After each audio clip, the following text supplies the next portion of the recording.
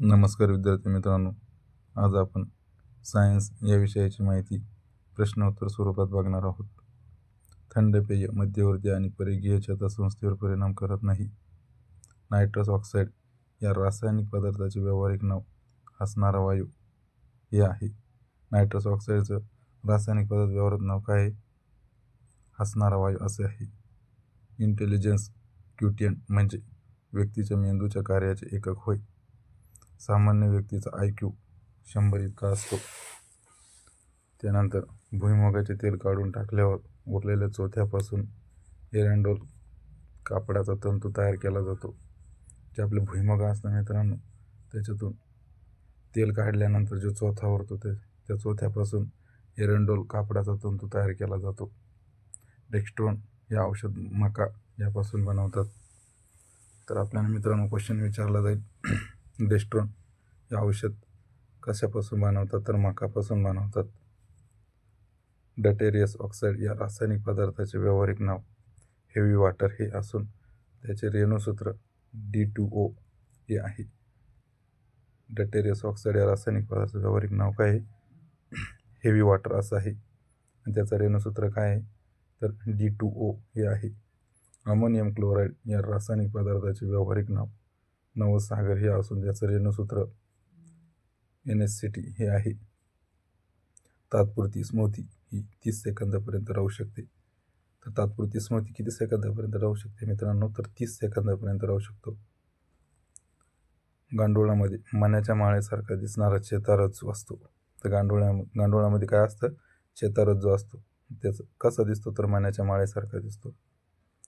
पोषणाचा दर्जा सुधारण्यासाठी गर्भवती महिलांना लोह फॉलिक ॲसिड व जीवनसत्व ब युक्त गोळ्याचा पुरवठा केला जातो.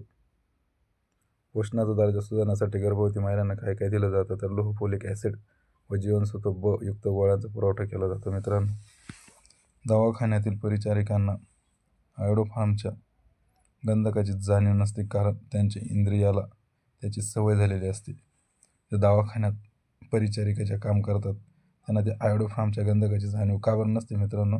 तर तो वास कंटिन्यू ते घेऊन त्यांच्या ज्ञानेंद्रियांना ती सवय झालेली असते. जठर हे इंग्रजी अक्षर J हे आकाराचे असून हृदयाच्या डाव्या बाजूस असते. जठर हृदयाच्या कुठल्या बाजूस असतं? तर डाव्या बाजूस असते मित्रांनो. सस्तनी प्राण्याप्रमाणे मानवामध्ये 4 प्रकारचे दात असतात. त्यामध्ये पट्टाशीसारखी कृतदात, सुळे दात, उपदाढा आणि दाढा असं यांचा समावेश होतो. त्यानंतर आपण पुढील माहिती बघणार आहोत. मोसलेने मूलद्रव्याचा अनुक्रमांक चढत्या क्रमाने मांडला. तर आपल्याला प्रश्न विचारला मित्रांनो, मोसले जो शास्त्रज्ञ त्याने मूलद्रव्याचा अनुक्रमांक कशा रीतीने मांडला? तर तो चढत्या क्रमाने मांडलेला आहे. आगगाडीतून मनुष्य पुढे फेकला जातो हे न्यूटनच्या पहिल्या गतिविषयक नियमावर आधारित आहे.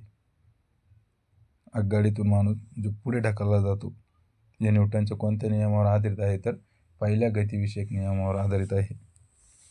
रेबीजची लस ही विषाणूचा शरीरात प्रवेश झाल्यानंतर दिली जाते. रेबीजची लस कधी दिली जाते? तर विषाणूचा शरीरात प्रवेश झाल्यानंतरच दिली जाते, लक्षात घ्या. भूतलावरच्या सर्वात पहिल्या सहवनी वनस्पती ही टेरिडोफायटा या गटात मोडतात. भूतलावरच्या सर्वात पहिल्या सहवनी वनस्पती कोणत्या गटामध्ये मोडतात? तर टेरिडोफायटा या गटामध्ये मोडतात. मित्रांनो, लक्षात घ्या, महत्त्वाचा क्वेश्चन आहे. मानवाच्या लहान आतड्यामध्ये ई कोली या जीवनसत्वाद्वारे जीवनसत्व के तयार होते. लहान आतड्यामध्ये ई कोली या जीवाणूद्वारे कुठल्या प्रकारचं जीवनसत्व तयार होतं? तर जीवनसत्व के तयार होतं. मित्रांनो, गालफुगीवरील उपचारासाठी मिठाच्या पाण्याच्या गुळण्या कराव्या, तसेच टेरामायसिनचे इंजेक्शन घ्यावे लागते. कुत्रा अथवा प्राणी चावलेली जखम कार्बोलिक किंवा नायट्रिक ॲसिडने धुवावी. जर मित्रांनो कुत्रा अथवा प्राणी जर चावलं तर ती जखम कशाने धुवावी? कार्बोलिक किंवा नायट्रिक ॲसिडने धुवावी लागते. मित्रांनो, शरीराची सामान्य वाढ विशेषतः हाडे आणि केस यांच्या विकासासाठी अनिवार्य आहे. त्यानंतर पुढील माहिती बघणार आहे मित्रांनो आपण. मूत्राचा रंग फिकट पिवळा होण्याचे कारण त्यातील युरोक्रोम हा घटक असतो. मूत्राचा रंग फिकट पिवळा होण्याचं महत्त्वाचं कारण काय असतं, तर युरोक्रोम हा महत्त्वाचा घटक असतो मित्रांनो.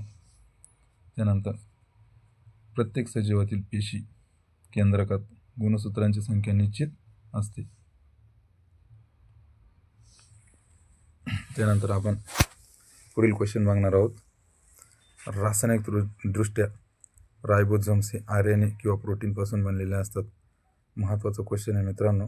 रासायनिकदृष्ट्या रायबोझोम्स हे RNA किंवा प्रोटीनपासून बनलेले असतात. लक्षात घ्या.